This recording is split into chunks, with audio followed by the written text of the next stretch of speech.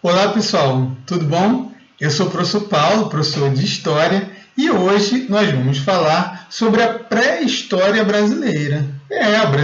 O Brasil teve, né, uma pré-história também. O que a gente diz com pré-história brasileira? A gente pode chamar de pré-história brasileira todo aquele período de história do Brasil que existiu antes da chegada dos portugueses. Isso em 1500. Então, tudo que teve antes de 1500, a gente pode chamar, então, de pré-história brasileira. Lembrando, quando a gente fala de pré-história, né, não é para diminuir uma época, e também não é para a gente pensar assim que não teve história. Ao contrário, né? Teve muita história. E quem viveu essa história foram os antepassados, os ancestrais dos povos indígenas que os portugueses encontraram aqui em 1500. Né? Quando a gente fala de descobrimento do Brasil, os portugueses descobriram o Brasil em 22 de abril de 1500. Mas como é que eles descobriram se já tinha gente vivendo aqui? Então, na verdade, quem descobriu o Brasil foram esses povos indígenas, ou melhor, os ancestrais desses povos indígenas durante a pré-história. Como que isso aconteceu? Como que eles chegaram aqui ao Brasil? Aí a gente tem as teorias, temos as ideias, as explicações possíveis. A primeira grande explicação é que explica como povos chegaram ao continente americano. Aliás, assim, é importante a gente dizer o seguinte, antes de ir para essas explicações, que assim, o continente americano, que é o continente onde está o Brasil, durante algum tempo se imaginou que existiam povos que tivessem se originado desse continente, no próprio continente. Não, isso não aconteceu. Os povos do continente americano, os povos indígenas e seus ancestrais, eles vieram de outras regiões do mundo, tá? Então, a primeira explicação, ela diz o seguinte, ela diz que esses povos eles teriam vindo da Ásia, do continente asiático, mais precisamente do chamado Sudeste Asiático. Por que a gente diz isso? A gente diz isso, entre outras coisas, por conta, primeiro, das características físicas dos povos indígenas atuais, que são muito semelhantes, são muito parecidas, inclusive geneticamente. Isso não era possível no passado, mas hoje é possível estudar os genes, que está lá dentro das células de cada um de nós, nas nossas características que estão lá, marcadas lá. É possível, então, a gente fazer essa associação e a gente vê que os povos indígenas do Brasil, as características físicas são muito parecidas com os povos da Ásia, do continente asiático, por exemplo, com os chineses, os coreanos, os japoneses, o tom da pele, os olhinhos puxados, o cabelo liso. Então, assim, essas características que são comuns entre esses povos faz a gente pensar. Então, eles vieram de lá, vieram do continente asiático. E como é que eles vieram do continente asiático? A gente precisa entender que a Ásia e a América elas são continentes separados. Só que, ao observar o mapa, a gente vê, a gente percebe que o que separa um continente do outro? Um trecho de mar que é chamado de Estreito de Bering, que só seria possível atravessá-lo navegando.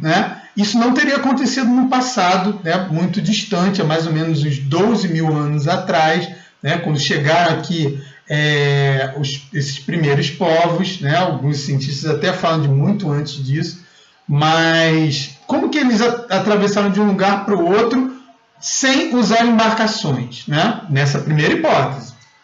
Bem, acontece que nessa época, a Terra, o planeta Terra, estava passando por um período do que a gente chama de glaciação. A Terra já passou por vários períodos de glaciação. O que é isso? Quando a temperatura da Terra fica mais baixa. Então, durante a última glaciação, em que a temperatura ficou mais baixa, em que boa parte dos continentes aí estava tomada por gelo, por temperaturas muito baixas.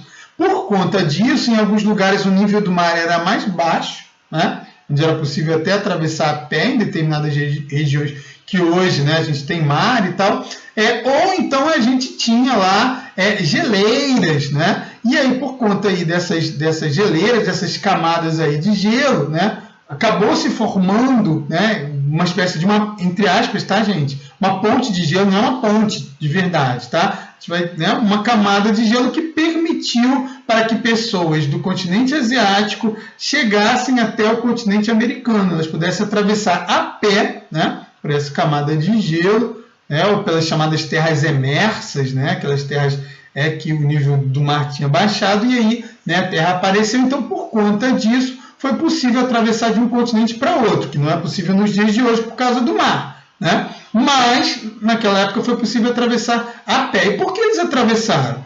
Provavelmente atrás de caça, né? A gente lembrar que lá no passado, né, distante, lá no início da pré-história, os povos humanos, eles eram nômades, ou seja, eles viviam se mudando de um lugar para o outro em busca de alimentos.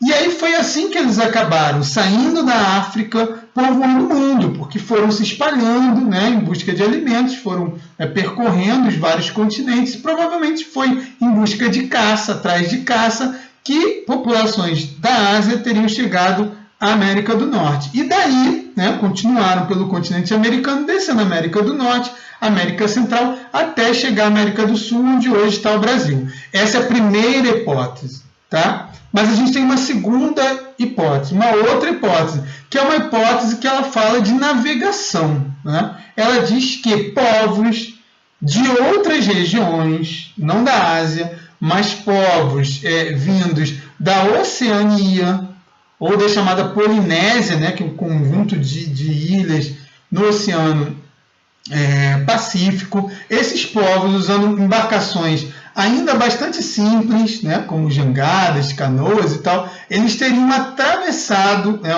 esse Oceano Pacífico de ilha em ilha, né? A gente lembrar, por exemplo, quem já assistiu a Moana, né, que fala dos povos havaianos, né? É mais ou menos isso, mais ou menos até fisicamente, né?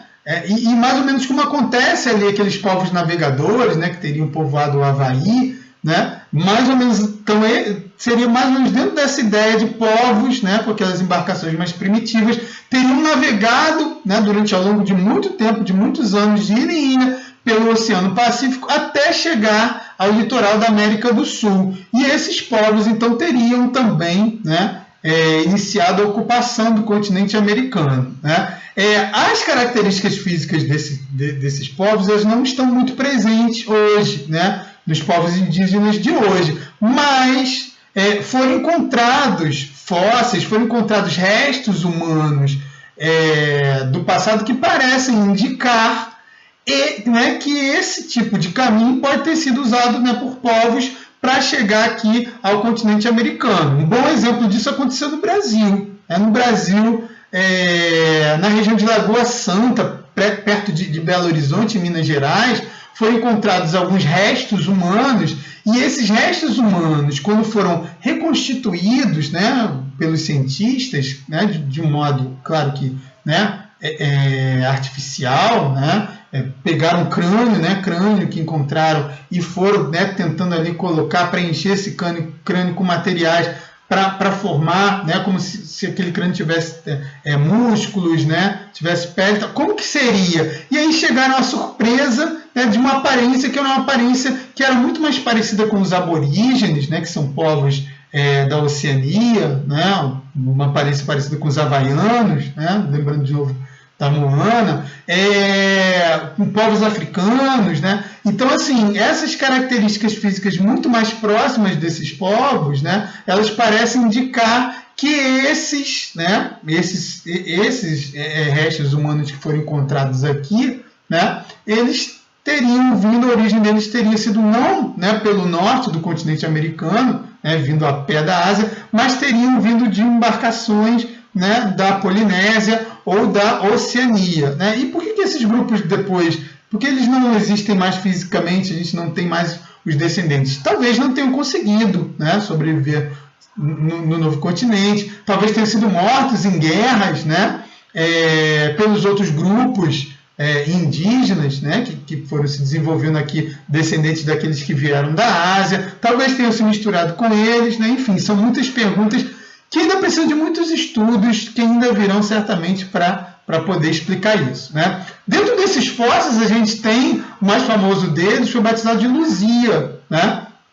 Um fóssil, né, de uma mulher, teria vivido aqui, né, no Brasil, né, há milhares de anos, e esse fóssil, né, o crânio dela reconstituído, ficou durante muito tempo em exposição no Museu Nacional, o Museu da Quinta da Boa Vista, no Rio de Janeiro, né, que foi destruído em setembro de 2018 por um incêndio, né? A reconstituição da Luzia, a que estava exposta, se perdeu, né, mas o fóssil dela estava, né, guardado, né, de modo um pouco mais seguro, então acabou sobrevivendo ao incêndio, que bom, né, mas um incêndio que a gente teve muitas perdas importantes, né, ali, de muitas fontes históricas importantes que se perderam, né, mas, né, inclusive sobre a pré-história brasileira.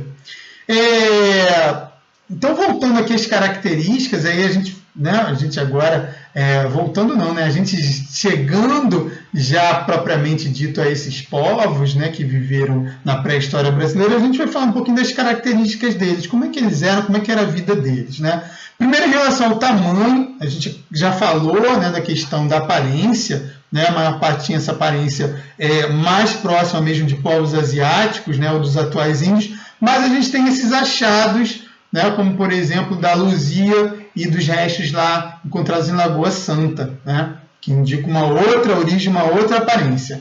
A altura deles, eles seriam baixos, teriam, né, entre 1,50 m, 1,60 m, 1,5 m. Ah, professor, mas como é que a gente sabe a altura deles, né, se eles não estão mais vivos? Sabe-se pelos fósseis, né, pelos ossos, pelos restos mortais que foram encontrados desses povos. Foram encontrados ossos, né, baixos, então se presume que a altura deles eram baixas, né? Não de todos, mas a maioria dos fósseis aponta para essa altura mais baixa. Como é que era a vida deles? A vida deles era uma vida bastante difícil, né? O estudo desses ossos indicam, né, por exemplo, que eram ossos de pessoas jovens, então eles não chegavam ao que hoje a gente chamaria de velhice, né? 30 anos era mais ou menos o limite. Por que 30 anos? Por que não envelhecia? Porque morria assim, de uma hora para outra? Não, porque a vida era difícil, a vida era muito dura, né? Os ossos encontrados, os fósseis encontrados, eles mostram, por exemplo, fraturas, né? Então indica que se tinham fraturas, né, eles viviam ali em perigo. Qual era o perigo da vida deles, né? Eram povos caçadores, viviam da caça. E aí, durante uma época, existiu aqui no Brasil, e eles caçavam a chamada megafauna, né? Não vamos confundir com dinossauros, tá? Dinossauros e seres humanos nunca viveram juntos, mas existia a chamada megafauna, né? O que era a megafauna? Animais ancestrais dos animais que existem hoje, ou outras espécies de animais que foram extintas, que tinham um tamanho um pouco maior, né, ou até muito maior do que os animais de hoje. Por exemplo, preguiça gigante, que era um animal que existia no Brasil, ela tinha mais de 1 metro, né? Então, assim, desses animais da chamada megafauna, né, outros exemplos, não necessariamente que tivesse aqui no Brasil, né, como, por exemplo, mamute, tigre-dente de sabre, é só para a gente dar uma ideia de que eram animais muito maiores do que os que existem hoje. E mesmo de outros animais, né, mesmo que não fosse da megafauna, né, animais de porte até mediano, eram animais que a caça deles exigia muito trabalho, exigia muito perigo, né? Pessoas caíam, tinham muitos acidentes, essas caçadas e tal. Então, por conta disso, a mortalidade era alta. Nem sempre esses povos encontravam comida, né? Iam atrás de animais, iam atrás de frutos, eles, né, coletavam também frutos, raízes, ovos, né, para poder se alimentar, mas nem sempre encontravam. Então, a fome podia ser muitas vezes algo que levava à morte tão jovem, né, dessas pessoas. Não tinha os medicamentos que tem hoje, né? Então era uma vida muito mais sofrida, muito mais dura, né? E a morte era uma presença constante ali na vida deles, né? Como disse, morriam então os jovens. Foram encontrados restos, né, desses humanos com enfeites no corpo, encontrados em determinadas posições, né, como por exemplo posição fetal, né, aquela coisa dos braços abraçados com as pernas, e que indica que eles foram colocados propositalmente depois de mortos naquela posição, com aqueles enfeites, com uma forma de homenageá-los, com uma forma de uma espécie de ritual. Então existiam provavelmente chamados rituais fúnebres. O que é um ritual fúnebre? Por exemplo, né, quando a gente hoje faz velório, sepultamento, né, antes do sepultamento das pessoas e tal, isso é um ritual fúnebre, né? Os corpos não eram jogados de qualquer jeito, não deixavam de qualquer jeito, né? Então, se existia um cuidado com os corpos dos mortos, significa que existiam rituais, existiam cerimônias religiosas ali, porque talvez acreditassem uma vida após a morte, né? Acreditavam que era necessário ter um tratamento respeitoso, né, para esses mortos, enfim, né? Habitações onde eles viviam, né? Aí a gente pensar, a gente sempre coloca pré-história como habitavam em cavernas. Em alguns momentos eles até se abrigavam em cavernas, onde faziam as chamadas pinturas rupestres. O Brasil tem vários, no Piauí, né? A gente tem bons exemplos, né, de pinturas no chamado Boqueirão da Pedra Furada. A gente tem, né, vários exemplos de pinturas rupestres, pinturas que os homens pré-históricos faziam nas cavernas, muitas vezes contando, né, relatando ali, né, do modo deles, na forma de desenhos, né, como era a vida deles, né, o que nos ajuda hoje a, por exemplo, a dar essa aula, né, a partir disso, a partir também dessas informações. Mas as cavernas não eram casas, tá? Eles não moravam nas cavernas, as cavernas eram abrigos. Eles até, né, construíam habitações, mas eram habitações provisórias, porque eram grupos nômades, então viviam se mudando de um lugar para outro. Então, provisoriamente construíam, né, faziam lá habitações provisórias, né, feitas de madeira, né, de restos de usos, né, de materiais vegetais, né, para palha, né, esse tipo de coisa. Mas como esse material também, né, é um material que, né, a gente não tem também como ele se decompõe com muita facilidade, né, nem sempre é fácil a gente encontrar restos desses materiais, né? Muitas vezes a gente supõe a partir até de comparações, né, com a vida de outros grupos que existem hoje, né, ou com alguns poucos restos que podem indicar, né, o uso desses materiais, assim como de roupa. A gente não sabe que roupa eles vestiam, né, porque muitas vezes os materiais usados para se fazer roupas são materiais que desaparecem muito rapidamente na natureza, então não tem como eles resistirem milhares de anos para a gente poder encontrá-los hoje e dizer assim, eles se vestiam dessa ou daquela forma, né? Mas a gente pode imaginar até pelos desenhos que faziam nas pinturas que tipo, né, de vestimenta usariam, que tipo de enfeite, né? Provavelmente enfeitavam, né, os seus corpos. Aí foram encontrados adornos, né?